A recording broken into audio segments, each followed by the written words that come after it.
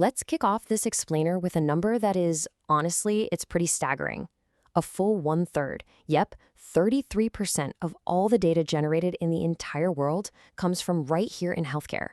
We're talking complex medical records, lab results, imaging, genomics.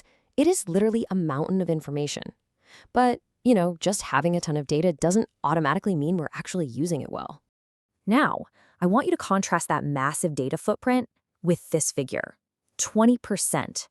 We currently spend about 20% of our GDP on healthcare in the US.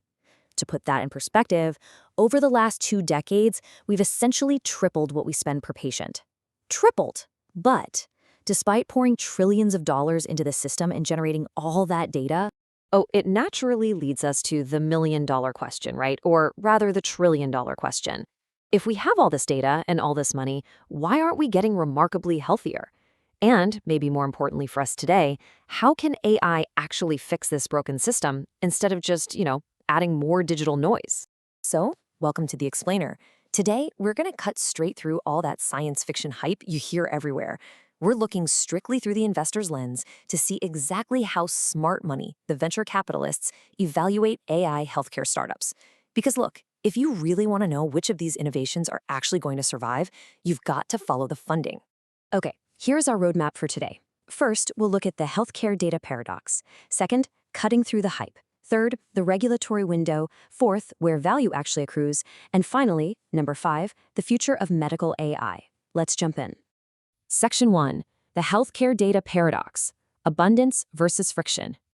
We are living in this wild moment of data abundance, but right now, that sheer volume of data is actually causing friction. It's a bottleneck, not a cure. Top-tier investors are on the hunt for AI that provides 3 specific tools to bust through this bottleneck. First up, recasting medicine from a bit of a guessing game into a strict information science, so we actually grasp the underlying mechanics of a disease. Second, moving away from those generic one-size-fits-all drugs and instead precision designing exact biologics for specific patient mutations. And third, fundamentally shifting our entire focus from reactive treatment to proactive prevention. By tackling those 3 things, AI clears out the friction and finally lets doctors focus on patients instead of endless paperwork. Section 2. Cutting through the hype. Spotting viable business models. So how do venture capitalists actually evaluate these companies when literally every single founder is promising a miracle? It's a wildly crowded market. Well, investors draw a very hard, unforgiving line between what they call science experiments, which are just vague promises with zero clear path to profitability, and truly fundable models. A fundable model has to solve a specific unmet clinical need and offer an immediate path to revenue. Think about an AI medical advisor, right? Say you hop on an app with a sore throat, the AI can legally prescribe a basic medication or instantly connect you to a telehealth doc in like 60 seconds. That immediate transaction, that is a clear, viable business model in a trillion-dollar industry. And listen, if you're betting your money in this space, you have to prove value creation incredibly fast. We are talking strict, tight lines here. If your AI tool serves hospital systems, investors expect to see real value creation in just 12 months, just 1 year. Selling to health plans, you get a 2-year window. Now, pharma companies have a slightly longer horizon, mostly just because of long drug development cycles, but the core message is crystal clear. Speed to value is literally everything. Moving on to Section 3, the regulatory window, navigating the rules of healthcare. Let's talk about a massive risk factor that every single healthcare investor is watching like a hawk. You could have the most amazing tech in the world, but if you can't deploy it legally, your business model is dead on arrival. This quote right here perfectly captures the absolute urgency in the market today. If there are approvals that you need, now is the time to go get them. The current administrations at the FDA and CMS have actually been surprisingly permissive and innovative with AI. But as we know, healthcare policy shifts wildly with every single election. That window of favorable experimentation, it might not stay open forever. In fact, you can see the impending headwinds closing in from multiple directions right now. The public's perception of AI is definitely getting a bit more cautious. We're seeing bipartisan state legislation popping up to regulate AI, executive orders demanding reviews of frontier models, and even temporary moratoriums on data center construction just to manage our power grids. Add in the fact that future elections could bring in administrations that might want to roll back recent approvals. So the overall vibe? The regulatory environment is rapidly tightening up. Neutrally speaking, society is staring down a really tough choice right now. Do we prioritize absolute, ironclad privacy, locking down all medical data, which inevitably slows down implementation? Or do we loosen those restrictions to allow for rapid innovation, simulated drug testing, and AI analysis that could genuinely save lives? It's a balancing act, and investors know you really can't have maximum innovation, maximum cost savings, and ultimate privacy all at the exact same time. Something has to give. Section 4. Where value actually accrues. Finding the money in medicine. So, with all this tight regulation and data friction we just talked about, where does the money actually change hands? Well, value accrues exactly at the point of care. Instead of building these massive, expensive sales teams just to sell complex software to hospitals, which, by the way, often operate on razor-thin 2% margins, the smartest business models are going straight to the user. They are empowering the patient-physician relationship right there inside the exam room.